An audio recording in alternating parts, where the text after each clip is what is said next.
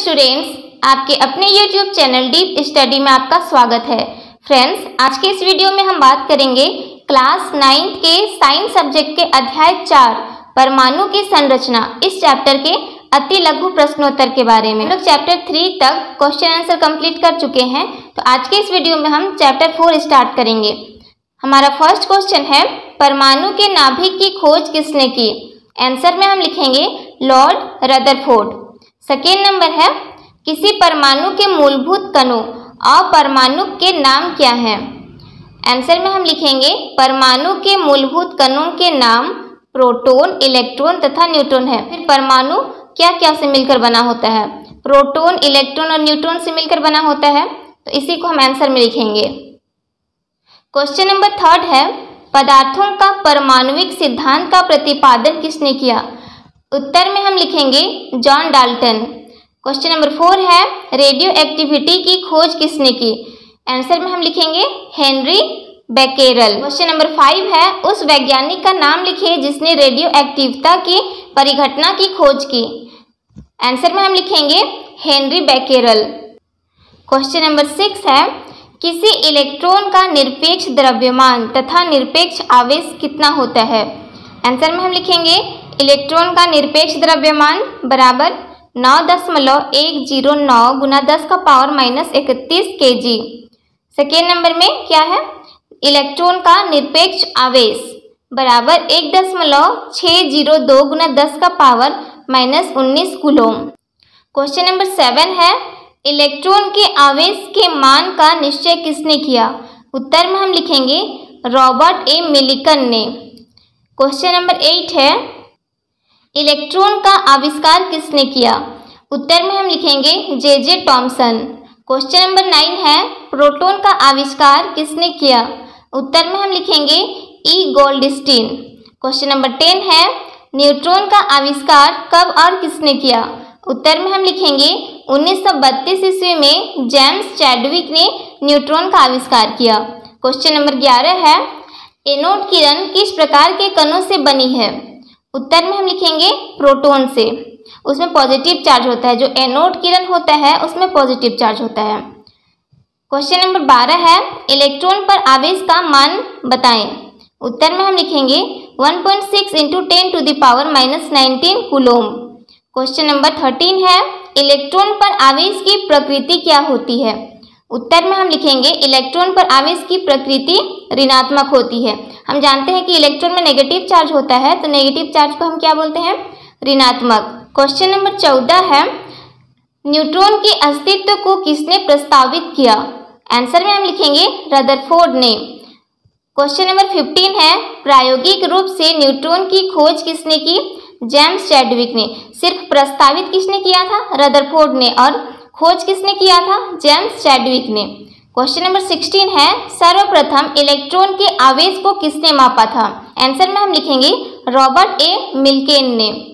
Question number 17 है, radio तरंगों, x किरणों, पराबैंगनी किरणों, दृश्य किरणों और अवरक्त किरणों के तरंग दैर्ध्यों को बढ़ते क्रम में व्यवस्थित लिखें। आंसर में हम लिखेंगे एक्स किरणें, पराबैंगनी किरणें, दृश्य किरणें, अवरक्त किरणें तथा रेडियो तरंगे। यहाँ देखिए, सबसे कम तरंग दैर्ध्य किसका होता है? एक्स किरण का। फिर एक्स किरण से ज़्यादा तरंग दैर्ध्य किसका होता है? पराबैंगनी किरण का। फिर इससे ज़्यादा होता है दृश्य किरण का। फिर इससे ज़्यादा होता है अवरक्त किरण का। और इससे ज़्यादा होता है रेडियो तरंग का। दैट मीन्स रेडियो तरंग का तरंग दैर्ध्य सबसे अधिक होता है। क्वेश्चन नंबर 18 है, कैथोड किरणें किन कणों से मिलकर बनी है? इसमें हम लिखेंगे अत्यंत सूक्ष्म द्रव्यमान युक्त उच्च वेग वाली कणों से मिलकर बनी है। क्वेश्चन नंबर 19 है, एल कोष में अधिकतम इलेक्ट्रॉनों की संख्या कितनी होती है? 8 होती है। फ्रेंड्स, सबसे पहला कक्षा क्या होता है? के, फिर होता है एल, फिर होता है एम। तो के में अधिकतम इलेक्ट्रॉन कितना होता है? पहला कक्षा में सिर्फ 2 होता है, दूसरा कक्षा में कितना होता है? 8 होता है, तीसरा कक्षा में 18 होता है। और कैसे होता है इसे हम चैप्टर 3 के एक वीडियो में बता चुके हैं, तो आप एक बार उसे जरूर देख लेना। क्वेश्चन नंबर 20 है, सोडियम का इलेक्ट्रॉनिक विन्यास लिखे। 2, 8 और 1। पहला कक्षा में 2, दूसरा कक्षा में 8 और तीसरा कक्षा में 1। क्वेश्चन नंबर 21 है, उन कणों के नाम लिखें जो किसी परमाणु के द्रव्यमान को निर्धारित करते हैं। परमाणु का द्रव्यमान किससे किससे मिलकर निर्धारित होता है? प्रोटॉन और न्यूट्रॉन से। आंसर में हम क्या लिखेंगे? प्रोटॉन तथा न्यूट्रॉन। क्वेश्चन नंबर 22 है, समस्थानिकों में कौन समान और कौन असमान होता है? समस्थानिक दैट मीन्स परमाणु संख्या समान होता है एवं द्रव्यमान संख्या असमान होता है। क्वेश्चन नंबर 23 है, Cl आयन में संयोजकता इलेक्ट्रॉन की संख्या कितनी है? फ्रेंड्स यहाँ Cl तत्व होना चाहिए था, आयन नहीं। तो इसमें देखिए क्लोरीन का परमाणु संख्या कितना होता है? 17 होता है। तो इसका इलेक्ट्रॉनिक विन्यास अगर हम करें तो कितना होगा? 2, 8 और 7। तो 7 देखिए सबसे बाहरी कक्षा में 7 इलेक्ट्रॉन अगर है तो वो कहीं से एक इलेक्ट्रॉन अपना ऑक्टेट पूरा करने के लिए लाना चाहेगा या फिर खुद को ही किसी को दे देगा। मतलब पूरा 7 इलेक्ट्रॉन कहीं चला जाएगा या फिर कहीं से एक इलेक्ट्रॉन लेकर आएगा। क्योंकि 7 बड़ा संख्या है इसलिए ये कहीं से एक इलेक्ट्रॉन लेकर आएगा। संयोजकता कितना हो गया? 1। क्वेश्चन नंबर 24 है, बोर सिद्धांत के अनुसार किसी भी कोष में इलेक्ट्रॉनों की अधिकतम संख्या कितनी हो सकती है? उत्तर में हम लिखेंगे किसी भी कोष में इलेक्ट्रॉनों की अधिकतम संख्या 2n² हो सकती है। फ्रेंड्स इसके बारे में हम आपको चैप्टर 3 में ही बता चुके हैं, जहां n क्या है? कोष की संख्या या फिर कक्षा की संख्या। कक्षा क्या क्या होता है? K, L, M, N इस तरह से होता है। क्वेश्चन नंबर 25 है, प्रोटॉन के द्रव्यमान के बराबर उस उदासीन कण का नाम बताएं जो नाभिक में रहता है। प्रोटॉन और न्यूट्रॉन हमेशा आपस में क्या रहता है? बराबर रहता है। लेकिन न्यूट्रॉन क्या होता है? न्यूट्रल होता है और प्रोटॉन में क्या होता है? पॉजिटिव चार्ज होता है। क्वेश्चन नंबर 26 है, किसी परमाणु के तृतीय कक्ष में अधिकतम इलेक्ट्रॉनों की संख्या कितनी होती है? फ्रेंड्स बोर के परमाणु सिद्धांत के अनुसार किसी कक्षा में अधिकतम इलेक्ट्रॉन किस सूत्र से निकाला जा सकता है? 2n²। तो इसमें क्या बोला गया है? तृतीय कक्षा में, दैट मीन्स क्या हो गया? n बराबर 3, n = 3। तो हम लोग इसको कैसे ज्ञात करेंगे? 2 × 3⁻²। अब इसको सॉल्व करेंगे। 3 3 जा 9 हो गया, यहाँ इंटू हो जाएगा, 9 2 जा 18। तो हम आंसर में क्या लिखेंगे? 18 इलेक्ट्रॉन।